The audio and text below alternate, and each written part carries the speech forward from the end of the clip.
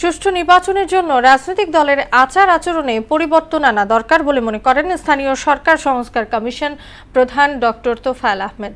আর জাতীয় ঐকমত্য কমিশনের সহ সভাপতি অধ্যাপক আলী রিয়াজ বললেন, সুষ্ঠু নির্বাচনের জন্য কমিশনকে থাকতে হবে নিরপেক্ষ, উন্নতি করতে হবে আইন শৃঙ্খলা পরিস্থিতি। মোহনা টেলিভিশনকে দেয়া একান্ত সাক্ষাৎকারে তারা এসব কথা বলেন। জাতীয় নির্বাচন নিয়ে রেজা খানের 3 পর্ব ধারাবাহিক প্রতিবেদনের শেষ কিস্তি আজ।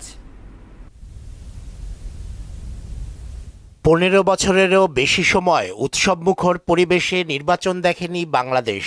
জাতীয় পরিচয়পত্র থাকলেও ভোট কেন্দ্রে তার প্রয়োগ দেখা যায়নি। আবার ভোট কেনাবেচার মতো অভিযোগে নষ্ট হয়েছে নির্বাচনের সৌন্দর্য।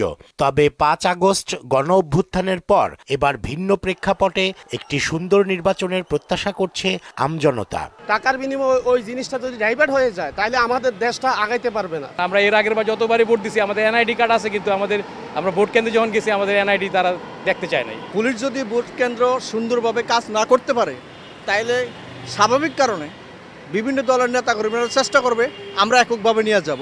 স্থানীয় সরকার সংস্কার কমিশন প্রধান ডক্টর তোফায়েল আহমেদ মনে করেন, রাজনৈতিক দলগুলোর আচরণ না বদলালে সুষ্ঠু নির্বাচনের পরিবেশ বিঘ্নিত হতে পারে। তাদের আচরণ হচ্ছে একটা বড় চ্যালেঞ্জ।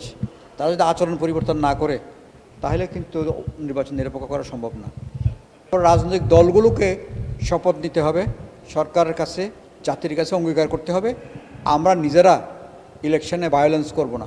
অসৎ ব্যক্তিদের মনোনয়ন দিলে নির্বাচনের গ্রহণযোগ্যতা নিয়েও প্রশ্ন উঠবে বলে মত দেন তিনি। ভালো লোক নমিনেশন দেবেন, চাঁদাবাজ বিভিন্ন রকমের অন্যায় করে কারি যেগুলো আছে দলের মধ্যে, এইসব লোককে নমিনেশন দেওয়া চলবে না।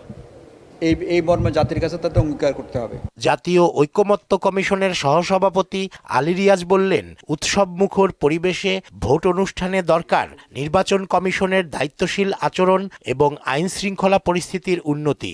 শৃঙ্খলা পরিস্থিতির আরও উন্নতি করা প্রয়োজন। যারা দায়িত্বে আছেন নির্বাচন কমিশন, তাদের আসলে দায়িত্বশীল আচরণ করা প্রয়োজন।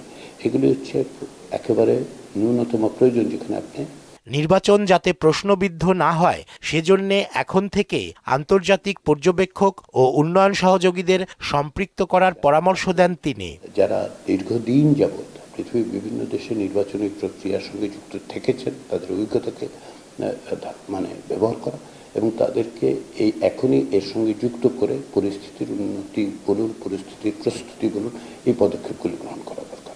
রেজা খান, মোহনা সংবাদ, ঢাকা।